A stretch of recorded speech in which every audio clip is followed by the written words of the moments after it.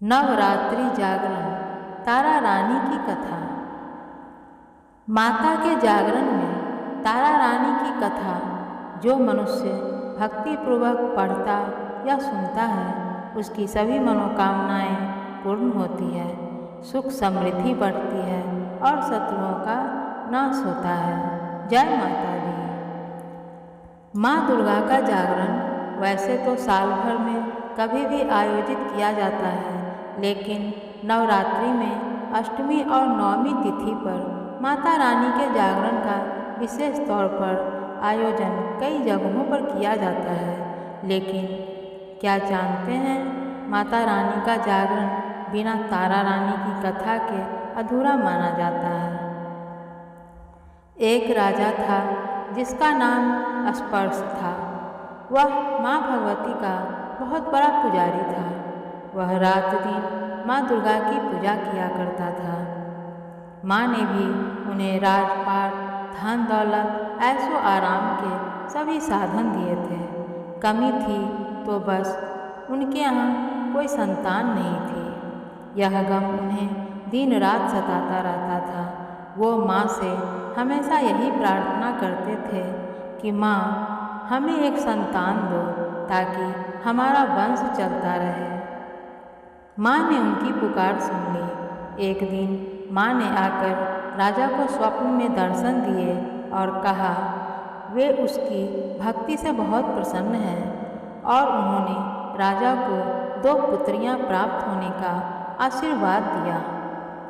कुछ समय के बाद राजा के घर में एक कन्या ने जन्म लिया। राजा ने अपने राज दरबारियों को बुलवाया, पंडितों और ज्योतिषियों को भी बुलाया और बच्ची की जन्म कुंडली तैयार करने का आदेश दिया। पंडितों और ज्योतिषियों ने उस बच्ची की जन्म कुंडली तैयार की और कहा, हे राजन, यह कन्या तो साक्षात देवी है। यह कन्या जहाँ भी कदम रखेगी वहाँ खुशियाँ ही खुशियाँ बरसेंगी। यह कन्या भी भगवती की पुजारिन होगी। उस कन्या का नाम तारा रखा गया। थोड़े समय बाद राजा के घर वरदान के अनुसार एक कन्या ने और जन्म लिया। वह दिन मंगलवार का था। पंडितों और ज्योतिषियों ने जब जन्म कुंडली तैयार की तो उदास हो गए। राजा ने उदासी का कारण पूछा तो वे कहने लगे, महाराज, यह कन्या आपके लिए शुभ नहीं है। राजा ने उदास होकर ज्योतिषियों से पूछा कि ऐसा कौन सा बुरा कर्म हमसे हो गया जो इस कन्या ने मेरे घर में जन्म लिया है। उस समय ज्योतिषियों ने अपनी ज्योतिषी लगाकर बताया और कहने लगे, ये दोनों कन्याएं जिन्होंने आपके घर में जन्म लिया है, पिछले जन्म में राजा इंद्र की अप्सराएं हुआ करती थीं और उन्होंने सोचा कि हम भी मृत्यु लोक में भ्रमण करें तथा देखें कि मृत्यु लोक पर किस तरह से लोग रहते हैं। और दोनों ने मृत्यु लोक पर आकर एकादशी का व्रत रखा। बड़ी बहन का नाम तारा था, छोटी बहन का नाम रुकमन। बड़ी बहन तारा ने अपनी छोटी बहन से कहा कि रुकमन, आज एकादशी का व्रत है, हम लोगों ने आज भोजन नहीं किया है, तू बाजार जाकर फल ले आ। रुकमन बाजार जाकर फल लेने के लिए गई, लेकिन वहाँ उसने मछली के पकौड़े बनते देखे तो उन्होंने अपने पैसों के तो पकौड़े खा लिए तथा तारा के लिए फल लेकर वापस आ गई। तारा को उसने फल तो दिया, लेकिन तारा ने पूछा, तू अपने लिए फल क्यों नहीं लाई? तो रुकमन ने बताया कि उसने मछली के पकौड़े खा लिए हैं। उसी वक्त तारा ने क्रोध में शाप दे दिया, जा, तूने एकादशी के दिन मांस खाया है, नीचों सा कर्म किया है, जा मैं तुझे शाप देती हूँ, तू नीचों की जून पाए, छिपकली बनकर सारी उम्र मांस ही मांस, कीड़े मकोड़े खाती रह। उसी शहर में एक ऋषि गुरु गोरख अपने शिष्यों के साथ रहते थे। उनके शिष्यों में एक चेला तेज स्वभाव का तथा घमंडी था। एक दिन वो घमंडी शिष्य पानी का कमंडल भरकर खुले स्थान में एकांत में जाकर तपस्या में बैठ गया। वो अपनी तपस्या में लीन था। उसी समय उधर से एक प्यासी कपिला गाय आ गई। उस ऋषि के पास पड़े कमंडल में पानी पीने के लिए उसने मुंह डाला और सारा पानी पी गई। जब कपिला गाय ने मुंह बाहर निकाला तो खाली कमंडल की आवाज़ सुनकर उस ऋषि की समाधि टूट गई। उसने देखा कि गाय ने सारा पानी पी लिया है। ऋषि ने गुस्से में आकर उस कपिला गाय को बहुत बुरी तरह से चिमटे से पीटने लगा। वह गाय लहूलुहान हो गई। यह खबर गुरु गोरखनाथ को मिली। उन्होंने जब कपिला गाय की हालत देखी तो उस ऋषि को बहुत बुरा भला कहा और उसी वक्त आश्रम से निकाल दिया। गुरु गोरख ने गाय माता पर किए गए पाप से छुटकारा पाने के लिए कुछ दिनों बाद एक यज्ञ किया। इस यज्ञ का पता उस शिष्य को भी चला जिसने कपिला गाय को मारा था। उसने सोचा वह अपने अपमान का बदला जरूर लेगा। यज्ञ शुरू हो गया था। उस चेले ने एक पक्षी का रूप धारण किया और चोंच में सर्प लेकर भंडारे के खीर में फेंक दिया, जिसका किसी को पता न चला। एक छिपकली जो पिछले जन्म में तारा देवी की छोटी बहन थी तथा बहन के शाप को स्वीकार कर छिपकली बन गई थी, सर्प का भंडारे में गिरना देख रही थी। उसे त्याग और परोपकार की शिक्षा अब तक याद थी। वह भंडारा होने तक घर की दीवार पर चिपकी रही और समय की प्रतीक्षा करती रही।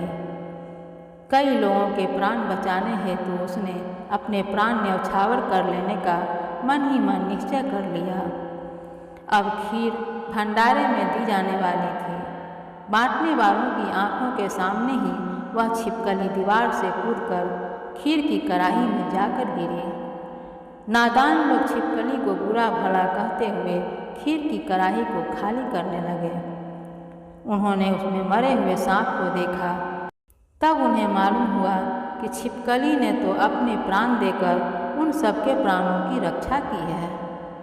सभी उपस्थित सज्जनों और देवताओं ने उस छिपकली के लिए प्रार्थना किया और उसे सब योनियों में उत्तम मनुष्य जन्म प्राप्त हो जाने तथा अंत में वह मोक्ष प्राप्त करे, इसका आशीर्वाद दिया। तीसरे जन्म में वह छिपकली राजा स्पर्श के घर कन्या के रूप में जन्मी। दूसरी बहन तारा देवी ने फिर मनुष्य जन्म लेकर तारामती नाम से अयोध्या के प्रतापी राजा हरिश्चंद्र के साथ विवाह किया। राजा स्पर्श ने ज्योतिषियों से कन्या की कुंडली बनवाई। ज्योतिषियों ने राजा को बताया कि कन्या आपके लिए हानिकारक सिद्ध होगी, शकुन ठीक नहीं है, अतः आप इसे मरवा डालिए। राजा बोले, लड़की को मारने का पाप बहुत बड़ा होता है, मैं उस पाप का भार सहन नहीं कर सकता। तब ज्योतिषियों ने विचार करके राय दी, हे राजन, आप एक लकड़ी के संदूक में ऊपर से सोना चांदी जलवा दें, फिर उस संदूक के भीतर लड़की को बंद करके नदी में प्रवाहित कर दीजिए। सोने चांदी से जरा हुआ संदूक अवश्य ही कोई लालच से निकालेगा और आपकी हत्या कन्या को भी पाल लेगा। आपको किसी प्रकार का भी पाप नहीं लगेगा। और ऐसा ही किया गया और नदी में बढ़ता हुआ संदूक काशी के समीप एक भंगी को दिखाई दिया। वह संदूक को नदी से बाहर निकाल कर लाया। उसने जब संदूक खोला तो सोने चांदी के अतिरिक्त अत्यंत रूपवान कन्या दिखाई दी। उस भंगी के कोई संतान नहीं थी। उसने अपनी पत्नी को वह कन्या लाकर दी तो पत्नी की प्रसन्नता का ठिकाना न रहा। उसने अपनी संतान के समान ही बच्ची को छाती से लगा लिया। माँ भगवती की कृपा से उसके स्तनों में दूध भी उतर आया। पति पत्नी दोनों ने प्रेम से कन्या का नाम रुक्को रख दिया। रुक्को बड़ी हुई और उसका विवाह हुआ। रुक्को की सास महाराज हरिश्चंद्र के घर सफाई का काम करती थी। एक दिन वह बीमार पड़ गई। रुक्को महाराजा हरिश्चंद्र के घर काम करने के लिए पहुंच गई। महाराज की पत्नी तारामती ने जब रुक्को को देखा तो वह अपने पूर्व जन्म के पुण्य से उसे पहचान गई। तारामती ने रुक्को से कहा, हे बहन, तुम मेरे पास निकट आकर बैठो।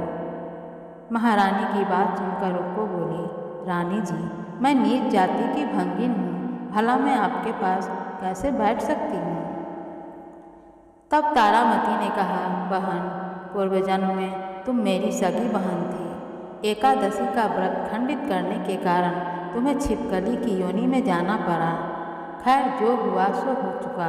अब तुम अपने इस जन्म को सुधारने का उपाय करो तथा भगवती वैष्णो माता की सेवा करके अपना जन्म सफल बनाओ। यह सुनकर रुक्को बड़ी प्रसन्न हुई और उसने उपाय पूछा।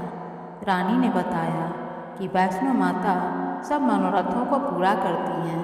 जो लोग श्रद्धापूर्वक माता का पूजन और जागरण करते हैं, उनकी सभी मनोकामना पूर्ण होती है। रुक्को ने प्रसन्न होकर माता की मनौती करते हुए कहा, हे माता, यदि आपकी कृपा से मुझे एक पुत्र प्राप्त हो गया तो मैं भी आपका पूजन और जागरण करवाऊंगी। माता ने प्रार्थना तो स्वीकार कर लिया। फलस्वरूप 10वें महीने उसके गर्भ से एक अत्यंत सुंदर बालक ने जन्म लिया। परंतु दुर्भाग्यवश रुक्को को माता का पूजन जागरण कराने का ध्यान न रहा।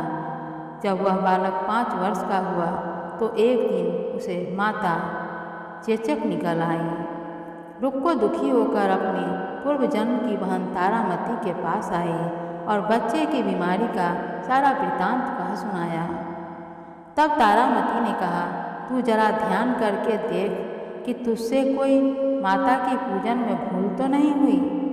इस पर रुक्को को 6 वर्ष पहले की बात याद आई। उसने अपराध स्वीकार किया। उसने फिर मन में निश्चय किया कि बच्चे अगर ठीक हो जाते हैं तो वो अवश्य जागरण करवाएगी। भगवती की कृपा से बच्चा दूसरे ही दिन ठीक हो गया। तब रुक्को ने देवी के मंदिर में ही जाकर पंडित से कहा कि मुझे अपने घर माता का जागरण करना है, अतः आप मंगलवार को मेरे घर पधार कर कृतार्थ करें। पंडित जी बोले, अरे रुक्को, तू यही 5 रुपये दे जा, हम तेरे नाम से मंदिर में ही जागरण करवा देंगे। तू नीच जाति की स्त्री है, इसलिए हम तेरे घर में जाकर देवी का जागरण नहीं कर सकते। रुक्को ने कहा, हे पंडित जी, माता के दरबार में तो ऊंच नीच का कोई विचार नहीं होता। वे तो सब भक्तों पर समान रूप से कृपा करती हैं, अतः आपको कोई ऐतराज नहीं होना चाहिए। इस पर पंडित ने आपस में विचार करके कहा कि यदि महारानी तुम्हारे जागरण में पधारें तब तो हम भी स्वीकार कर लेंगे। यह सुनकर रुक्को बहुत खुश हुई। महारानी के पास गई और सारा वृत्तांत कह सुनाया। तारामती ने जागरण में सम्मिलित होना सहर्ष स्वीकार कर लिया। जिस समय रुक्को पंडितों से यह कहने के लिए गई, महारानी जी जागरण में आएंगी, उस समय राजा का नाई सेन वहाँ था। उसने सब सुन लिया और महाराजा हरिश्चंद्र को जाकर सूचना दे दिया। राजा को सेन नाई की बात पर विश्वास नहीं हुआ। महारानी भंगियों के घर जागरण में नहीं जा सकती। फिर भी परीक्षा लेने के लिए उसने रात को अपनी उंगली पर थोड़ा सा चीरा लगा लिया, जिससे कि उसे नींद न आए।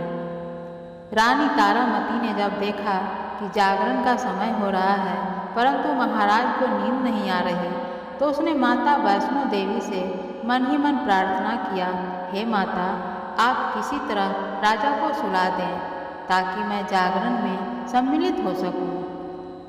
राजा को नींद आ गई। तारामती रोशनदान से रस्सा बांधकर महल से उतरी और रुक्को के घर जा पहुंची। उस समय जल्दी के कारण रानी के हाथ से रेशमी रुमाल तथा पांव का पायल रास्ते में ही गिर पड़ा। उधर थोड़ी देर बाद राजा हरिश्चंद्र की नींद खुल जाती है। वह भी रानी का पता लगाने निकल पड़ा। उसने मार्ग में कंगन और रुमाल देखा। राजा ने दोनों चीज़ें रास्ते से उठाकर अपने पास रख ली और वहाँ जहाँ जागरण हो रहा था वहाँ पहुँचा और एक कोने में चुपचाप बैठकर सारा दृश्य देखने लगा। जब जागरण समाप्त हुआ तो सबने माता की आराधना की। उसके बाद प्रसाद बांटा गया। रानी तारामती को जब प्रसाद मिला तो उसने झोली में रख लिया। यह देख लोगों ने पूछा, आपने प्रसाद क्यों नहीं खाया? और यदि आप नहीं खाएंगी तो कोई भी प्रसाद नहीं खाएगा। रानी बोली, तुमने प्रसाद दिया वह मैंने महाराज के लिए रख लिया, अब मुझे मेरा प्रसाद दे दो। अब की बार प्रसाद तारा ने खा लिया। इसके बाद सब भक्तों ने माँ का प्रसाद खाया। इस प्रकार जागरण समाप्त करके प्रसाद खाने के पश्चात रानी तारामती महल की तरफ चली। तब राजा ने आगे बढ़कर रास्ता रोक लिया और कहा, तूने नीचों के घर का प्रसाद खा अपना धर्म भ्रष्ट कर लिया। अब मैं तुझे अपने घर कैसे रखूं? तूने तो कुल की मर्यादा और प्रतिष्ठा का भी ध्यान नहीं रखा। जो प्रसाद तू अपनी झोली में मेरे लिए लाई है उसे खिला, मुझे भी तू अपवित्र करना चाहती है। ऐसा कहते हुए जब राजा ने झोली की ओर देखा तो माँ भगवती की कृपा से प्रसाद के स्थान पर उसमें चंपा, गुलाब, गेंदे के फूल, कच्चे चावल और सुपारियाँ दिखाई दी। यह देख राजा आश्चर्यचकित रह गया। राजा हरिश्चंद्र रानी तारा को साथ ले महल लौट आए। वहीं रानी ने माता ज्वाला की शक्ति से बिना माचिस के सहायता से अग्नि प्रज्वलित कर राजा को दिखाई, जिसे देखकर राजा का आश्चर्य और भी बढ़ गया। रानी बोली, प्रत्यक्ष दर्शन पाने के लिए बहुत बड़ा त्याग करना पड़ता है। यदि आप अपने पुत्र रोहिताश्व की बलि दे सकते हैं तो आपको दुर्गा देवी के प्रत्यक्ष दर्शन हो जाएंगे। राजा के मन में तो देवी के दर्शन की लगन लग गई थी। राजा ने पुत्र मोह त्याग कर रोहिताश्व का सिर देवी को अर्पण कर दिया। ऐसी सच्ची श्रद्धा एवं विश्वास देख दुर्गा माता सिंह पर सवार हो उसी समय साक्षात प्रकट हो गई और राजा हरिश्चंद्र दर्शन पाकर कृतार्थ हो गए और मरा हुआ पुत्र भी जीवित हो गया। यह चमत्कार देख राजा हरिश्चंद्र गदगद हो गए। उन्होंने विधिपूर्वक माता का पूजन करके अपराधों के लिए क्षमा मांगी। इसके बाद सुखी रहने का आशीर्वाद दे माता अंतर्धान हो गई। राजा ने तारा रानी की भक्ति का प्रशंसा करते हुए कहा, हे तारा, तुम्हारे आचरण से अति प्रसन्न हूँ। मेरे धन्य भाग जो तुम मुझे पत्नी के रूप में प्राप्त हुई। आयु पर्यंत सुख भोगने के पश्चात राजा हरिश्चंद्र, रानी तारा एवं रुक्मन भंगिन तीनों ही मनुष्य योनि से छूटकर देवलोक को प्राप्त हुए।